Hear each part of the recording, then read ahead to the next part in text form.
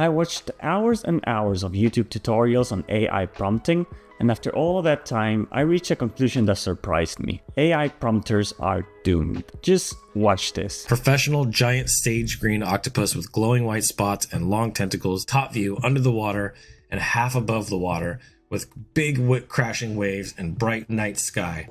Imagine a wolf in a top hat walking through the woods with creepy trees in the background. So this one up on the top left is using the same seed as the original. Unless you were looking for an image of a giant business person, then, you're probably going to have to re-roll a number of times. Let's see if we change these commas to periods to see if that makes a difference. Doesn't really seem to make a difference. And whoa, these images look good and weird at the same time. The second one is the closest to what I expected to get, and the first one is by far the weirdest one. It's got kind of crazy long legs and he's wearing a coat. It looks a little funky. Which, to be honest, I don't consider to be overly Tim Burton. There's the Golden Gate Bridge behind it, but there's also like a Brooklyn Bridge looking thing. Now it's getting really confused, making her yellow, sometimes making the umbrella blue. Now it still looks a little funky. It's got this, funky leg going on here. Let's see if we can fix that with punctuation. Okay, commas don't really seem to affect it. Look, if all of these experts can't get the results that they want, what are they good for? Actually, what is prompting good for? Are prompters getting better, or are they just waiting for the AI to catch up? So in this video, I will show you not only why prompters have no future on any art industry whatsoever, but I will also tell you why AI companies will leave them behind and why your future as an artist is a bright one. So why is prompting doomed? Well, prompting as a skill actually has no future. Watching all of these experts trying to type specific orders to a computer in order to get the result that they wanted actually reminded me of something.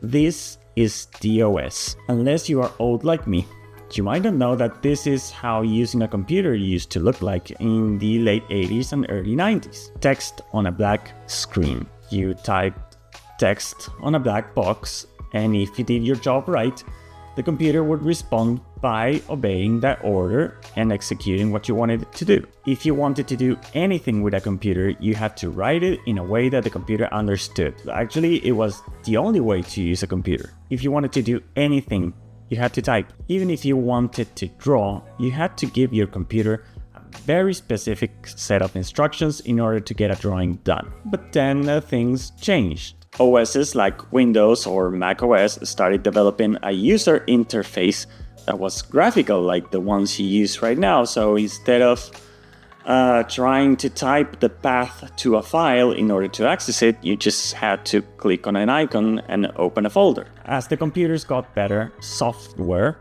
moved away from writing. Because writing instructions is a very clunky, very unintuitive type of design that was abandoned before and will be abandoned again. And so will the career of everyone that thinks that AI prompting has a future. Which leads me to the other problem that AI companies have right now: prompters themselves. Now, why are prompters a problem? Well, mainly for two reasons.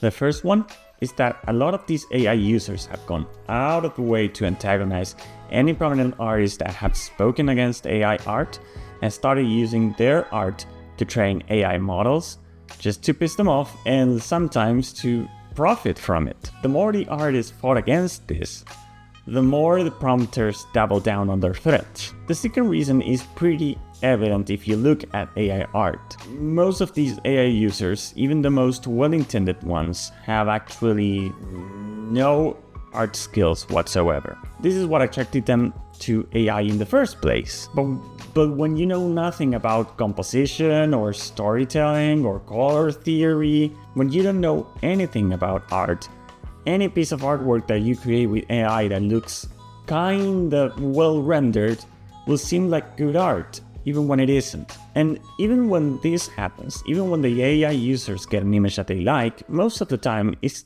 not even what they wanted to get. If these AI users are just sitting there waiting for the AI to get better in order to make better art, these AI companies can't rely on their user base to showcase why the software is good. Eventually, these AI companies will have to abandon this user base because what they are creating with the software is just not enough. So who will be the user base for generative AI? If prompters are doomed and artists hate it, then who will use this? I think I have an answer for that.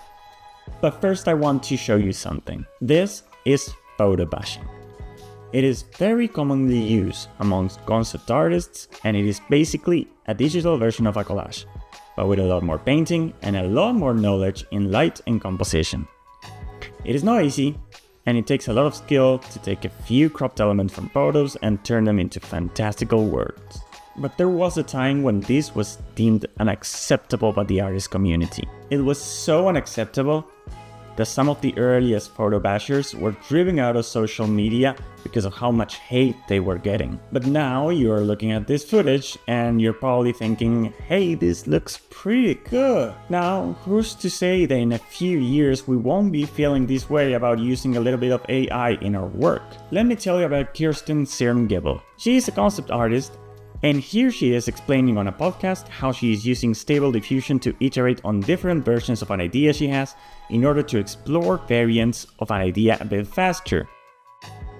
Does it feel like she's not doing any art? Does it feel like she's cheating? Whatever cheating means in art? If I showed you an illustration I did and I told you that I used AI to make the bikes because I really hate drawing bikes, would you really hold it against me? See, this example is just for one element of the illustration, not the whole illustration.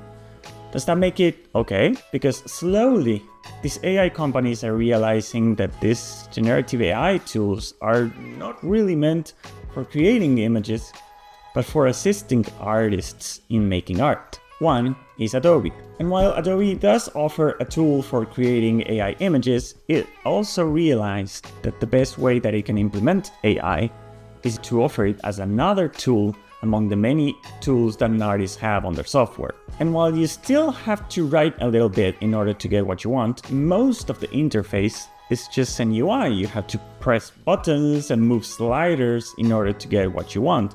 It's just all integrated to the software that you use, like Photoshop. Even their own AI tool called Firefly gets rid of most of the prompting and lets you create all these images by using a lot of visual buttons and sliders and tools. Adobe is even working on being able to train your own AI, so you can train it using your own art style.